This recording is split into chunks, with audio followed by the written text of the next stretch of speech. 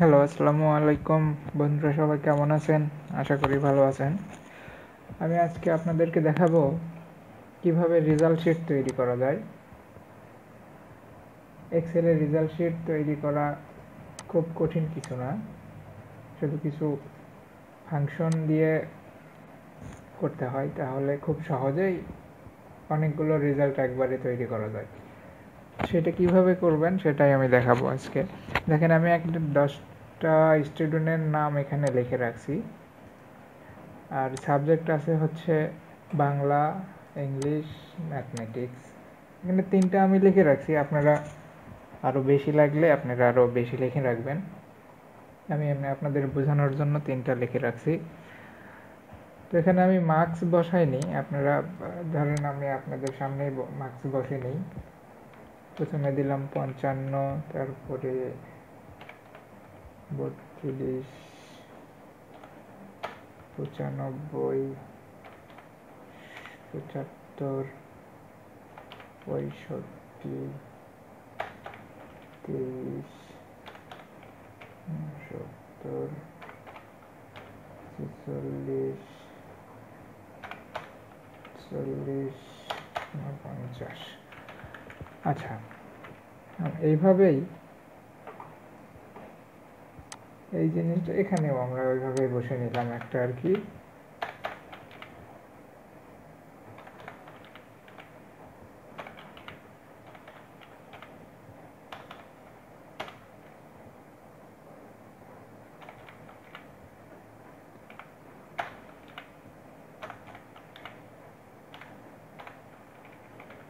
গণিতেরটাতেও তাই বসে নিলাম।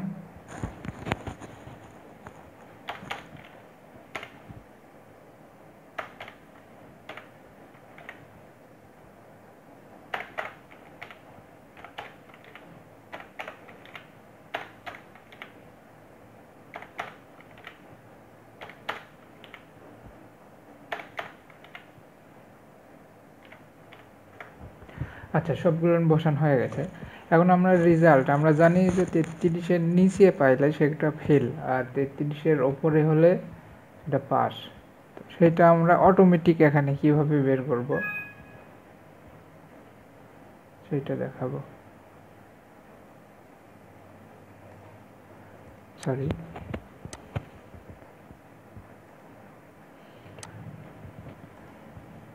এখন আমরা এখানে সেটার জন্য যেটুকু সূত্র বসান দরকার আর কি, আমরা সেটা বসাবো। তার জন্য আগে সমান চিহ্ন দিব, তারপরে ইফ আই এফ ইফ লিখব, তারপরে ব্র্যাকেট দেব। দেওয়ার পরে আমরা এটা কোন কলামের রেজাল্ট এখানে চাচ্ছি সেই কলামটা এখানে সিলেক্ট করতে হবে। আমরা এখানে বাংলা, এই যে ডি কলামের এইটা চাচ্ছি, এইটা সিলেক্ট করে দিলে তারপরে এখানে 33-এর পরে এখানে এসে কমা দেব। 33-এর ওপরে যদি হয় তাহলে পাস। তার আগে আমরা এখানে 2টা কমা দিব, দিয়ে পাস লিখব, PASS। তারপরে আবার 2টা কমা দিয়ে নিচে কমা দেব, দিয়ে স্পেস দেব, তারপরে আবার ইনভাইটেড কমা যেটা আর কি ওইটা দিয়ে যদি 33-এর নিচে পাই তাহলে ফেল, সেই ফেলটা লিখে দেব, FAIL, দিয়ে আবার ইনভাইটেড কমা দিয়ে প্রথমে আমরা ব্র্যাকেট দিছি, সেই ব্র্যাকেটটা ক্লোজ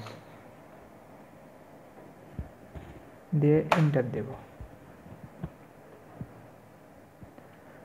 দেখেন, এখানে আমি 55 দিছি, এখানে পাস আসছে। এখানে যদি আমি এখন 29 লিখি তাহলে ফেল আসবে। এখন বাকিগুলো এইটা করতে দেখেন, বাকিগুলো করার জন্য এইটার উপরে রাখে এই যে কর্নারে এই যে ক্রস চিহ্ন আসলো, ক্রস চিহ্নতে এখানে এইভাবে টান দিলে সব প্রায় হয়ে যাবে। দেখেন, এই যে যেটা কম আছে সেটাতে ফেল আসছে। আপনি যদি এখানে কোনোটা সংশোধন করতে চান এখনো সংশোধন করতে পারেন, যে এইটা কম হবে, ধরেন 30, ফেল হয়ে যাবে। আচ্ছা, এই জিনিসটাই আবার এখানেও করতে হবে। এখানে করার জন্য এটা কপি করে নিতে হবে।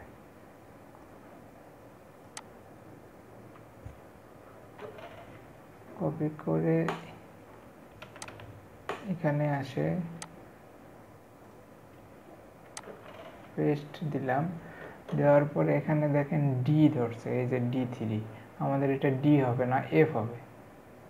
এই যে এই এফটা হবে, এটা ডি ধরে আছে। আমাদের এখন ইংলিশের দরকার, ইংলিশ হচ্ছে এফ। তো এখানে এসে শুধু এফটা বসে দিতে হবে ডির জায়গায়। এফ, দেখেন এফ ধরছে এখানে। তারপরে এন্টার দেব।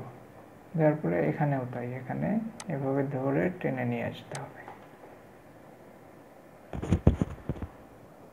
এখানেও সেম, এখানে এসে পেস্ট করব। তারপরে হচ্ছে এটা হচ্ছে এইচ, এটা হচ্ছে এইচ।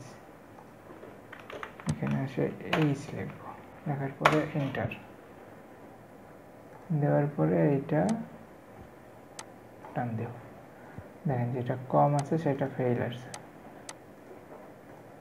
আচ্ছা, এখন টোটাল মার্কসের এখানে এসে আমাদের যোগ করতে হবে হচ্ছে বাংলা, ইংলিশ আর গণিত, এই তিনটা আমরা যোগ করব এখানে। তার জন্য যোগ করার জন্য এখানে আমরা প্রথমে রাখি, কার্সারটা রাখে এখানে সমান চিহ্ন দিব। দেওয়ার পরে সাম লিখব, SUM, তারপরে ব্র্যাকেট, তারপর এটা হচ্ছে ডি নাম্বার কলাম, ডি লিখব। ডির এই কলামটা, এটা হচ্ছে 3 নাম্বার কলাম, D3 কমা দেব। তারপরে এইটা হচ্ছে এফ, এফ এটাও 3 কমা, সরি কমা না দিয়ে আমরা যোগ দেব। F3 যোগ এইটা হচ্ছে H3 দিয়ে ব্র্যাকেটটা ক্লোজ করে দেব, দিয়ে এন্টার। দেখেন এই তিনটা ঘরের কলামের এখানে যোগ হয়ে চলে আসছে।